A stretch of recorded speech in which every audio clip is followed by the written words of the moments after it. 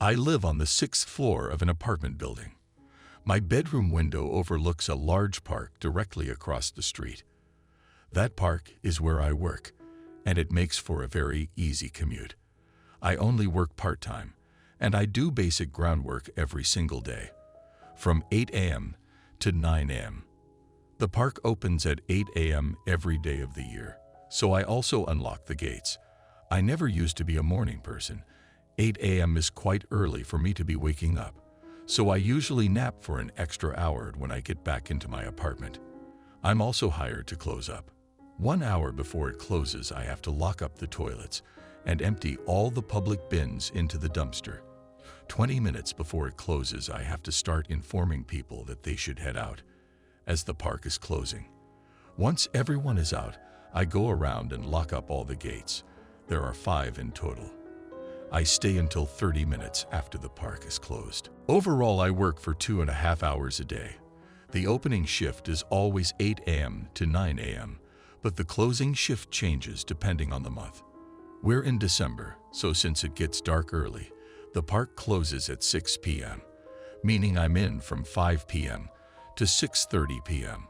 It's a pretty easy job, and for the past couple of months, I've been looking for a second job nearby. Of course, this would mean I'd have to give up my 9 a.m. hour-long power nap, but I figure I could manage. It's about time I stopped that habit anyway. I recently got into contact with a company that hands out freelance work, walk people's dogs in the neighborhood, deliver groceries, paint fences, etc.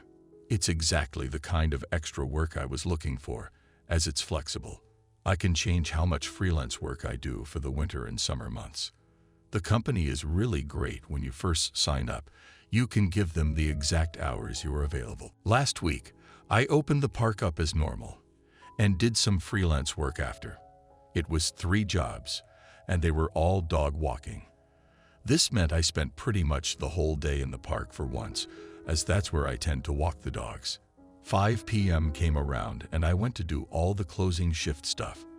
I didn't notice anything out of the ordinary, and the last person was out of the park just 5 minutes after closing time. Anyone who has tried to get people out of a place that's closing will tell you that's not too bad at all. I finished up and was going to go home, but remembered that I still had one more freelance task for the day. I had to deliver a carton of 6 eggs from a local store to a place a few blocks over. Easy job. I went to the store and picked up some eggs. The job was specific on which brand it had to be. I should have probably checked the eggs, as when I tried to pay for them, the cashier apologized for the eggs being cracked and swapped them out. But I got them in the end and started making my way to the delivery address.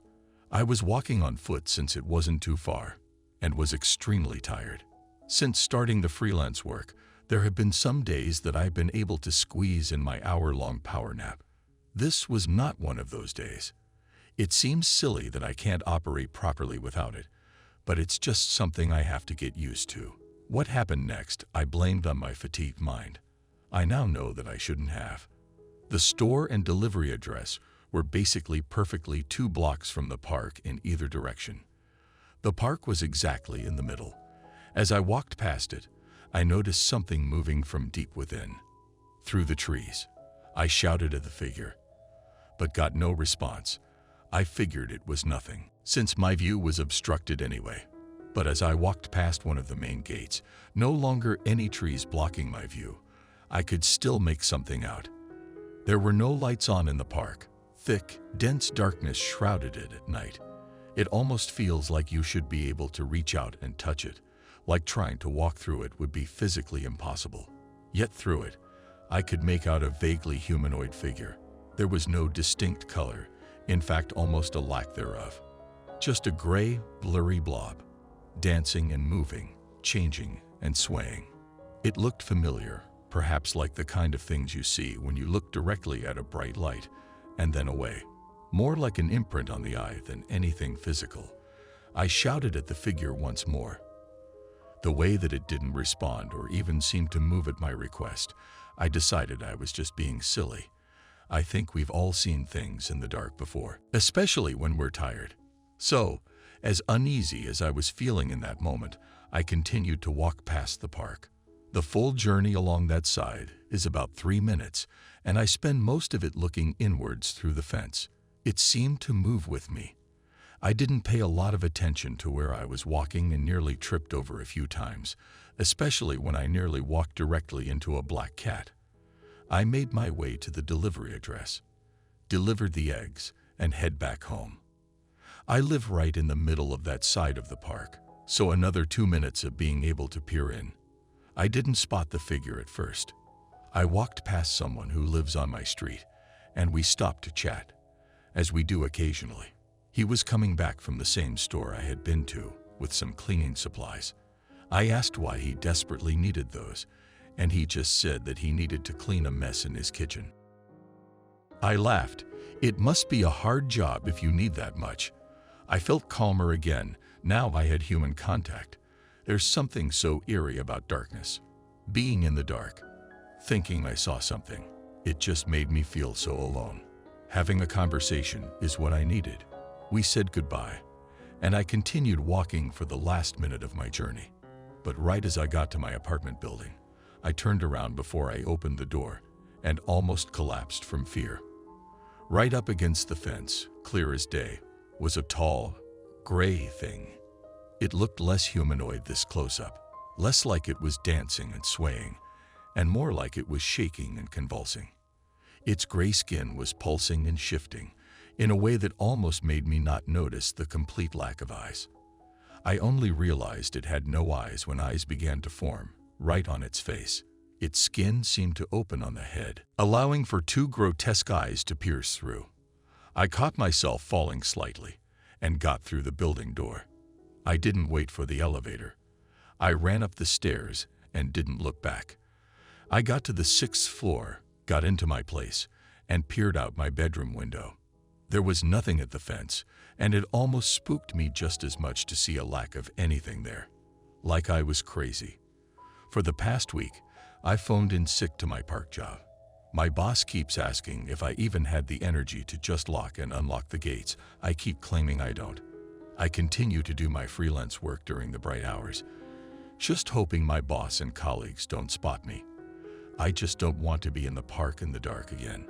I've not even so much as peered out my bedroom window at night. But this morning, I tried.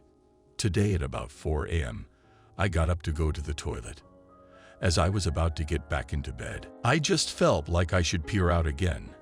I did, and I saw it, right up against the fence, shaking, convulsing and pulsing, like it was almost trying to pass through the bars. Maybe it's just because I'm 6 floors up and couldn't see it properly, but sometimes it even looked like parts of it were passing right through the solid metal of the fence. I spotted a woman walking down the street on her phone. I saw she was carrying a carton of eggs, and then it clicked. I'd seen her around before.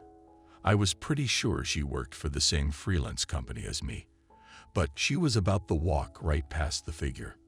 Could she not hear it? I realized at that moment that I must be crazy.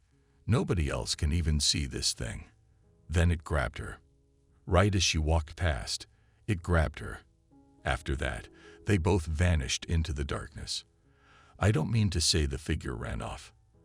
They quite literally vanished. They morphed until they were nothing, as if this thing was able to just conjure up ways to move that were beyond comprehension. I was half sure that I was asleep at that point. Right then, I noticed, pulled up on the side of the road nearby, a black car. A man and woman stood next to it, looking directly at the figure, talking about something to each other. It brought an odd sense of slight relief to know I wasn't the only person seeing this. I knew them from somewhere, but couldn't quite put my finger on where. But then it dawned on me. They were the first people I met from the freelance company. They just watched in silence as one of their employees was abducted in front of them by a paranormal figure, no less. They must be involved somehow. I don't know how or why, but they must be. Everything going on in my life suddenly slotted together. I just haven't figured out how yet. My park job, my freelance job, this figure. How do they all connect?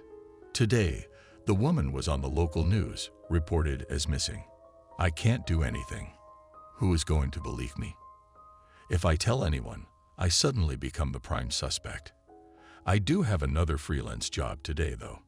I now know the job is dangerous, and that my bosses do not have my best interests in mind at all. But they can't know that I know.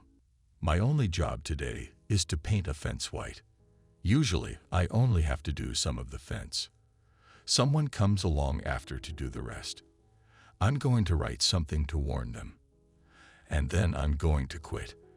I scheduled this to post in a few weeks so that I can be long gone before the company knows I've said this all. If I quit, they can't hurt me, but they can still hurt others. I hope whoever sees my warning takes it seriously, and that I make a difference in some way.